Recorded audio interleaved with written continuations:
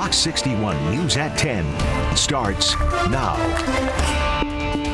First at 10, one snowstorm moves out, but another one comes in. We're going to talk about the timing and impact of the number 2 storm.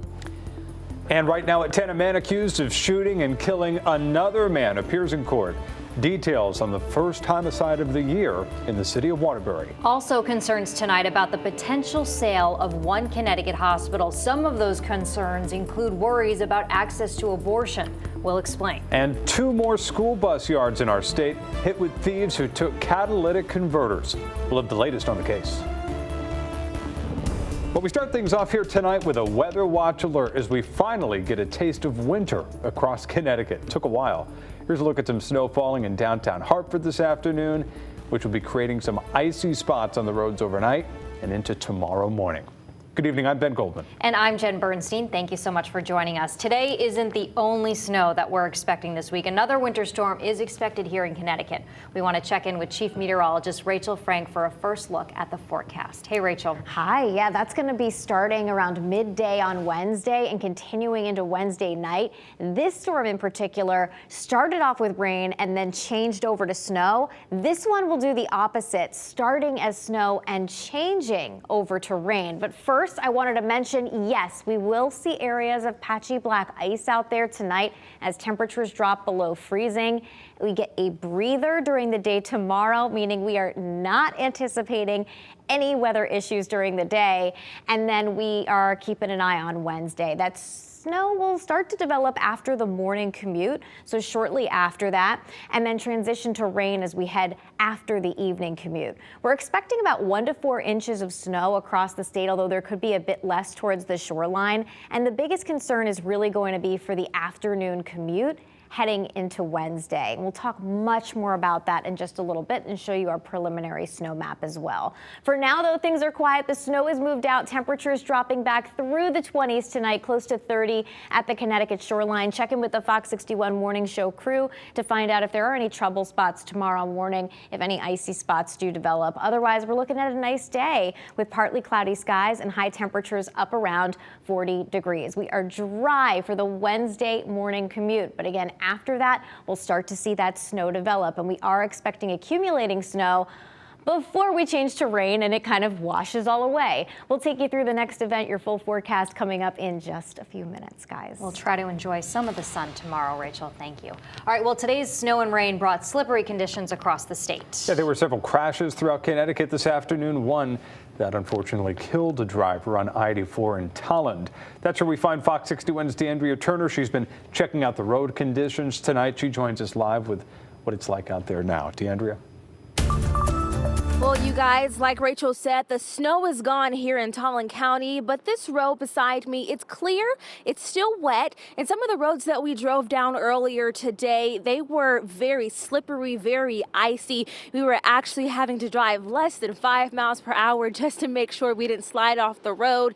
But at this gas station that I'm standing at right now, I watched men plow the snow off the grounds today, but just take a look. It's slippery, it's slidey, it's a little icy. Like my photog said, if you were not expecting it, you may slip a little bit if you get out of your car. And that's what some people may see tomorrow morning, just a little bit of ice on the ground on their driveway. But I talked to some business owners today about how business owners and business managers, about how the snow has really ramped up their business. We got a lot of customers coming in for some salt shovels. A little more than 200 customers to be exact, says John Fagerquist, who's the manager of Aubergine Hardware in Stafford. That's a good day. A good day indeed. Traveling northeast from Hartford to Stafford looks like a winter wonderland.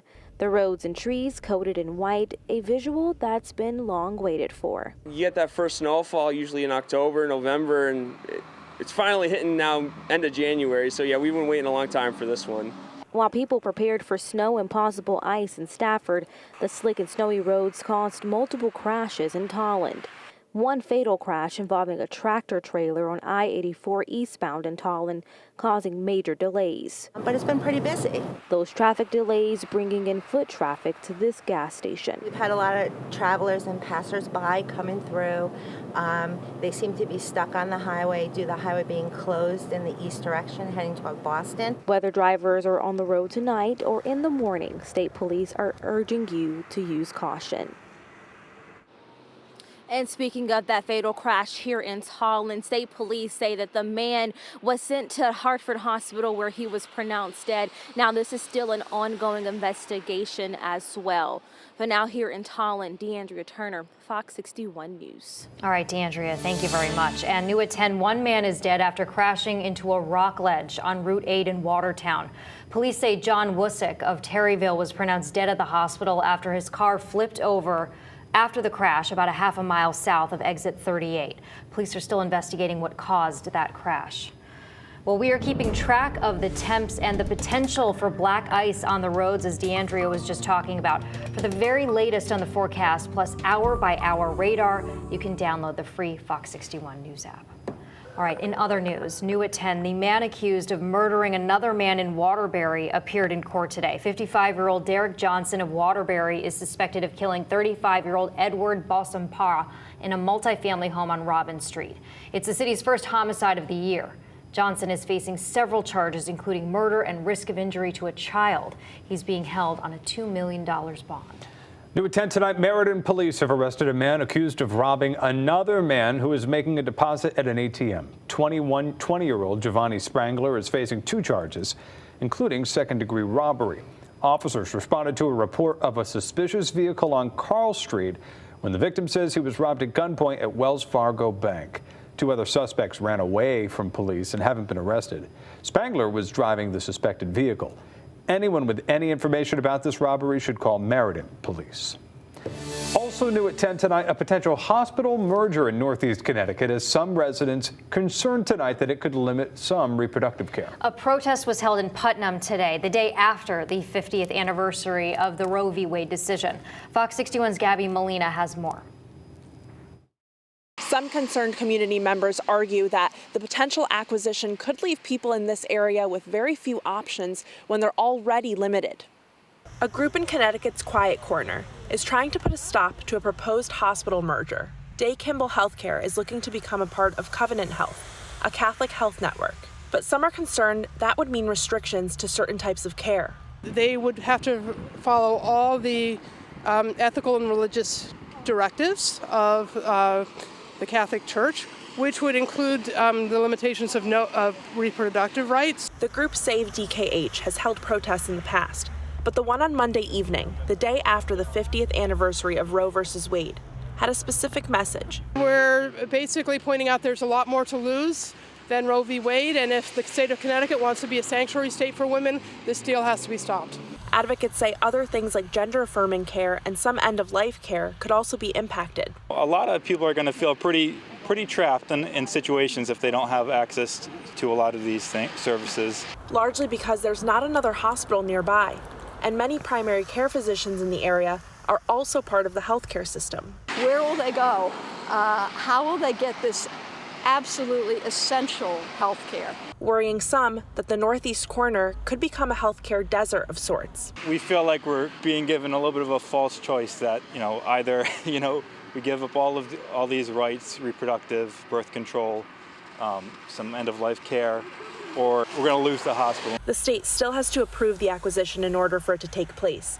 And the next step is a hearing in front of the Office of Healthcare Strategy. In a joint statement, Day Kimball Healthcare and Covenant Health said in part, "We look forward to providing details related to our proposed affiliation with Covenant Health at our upcoming hearing."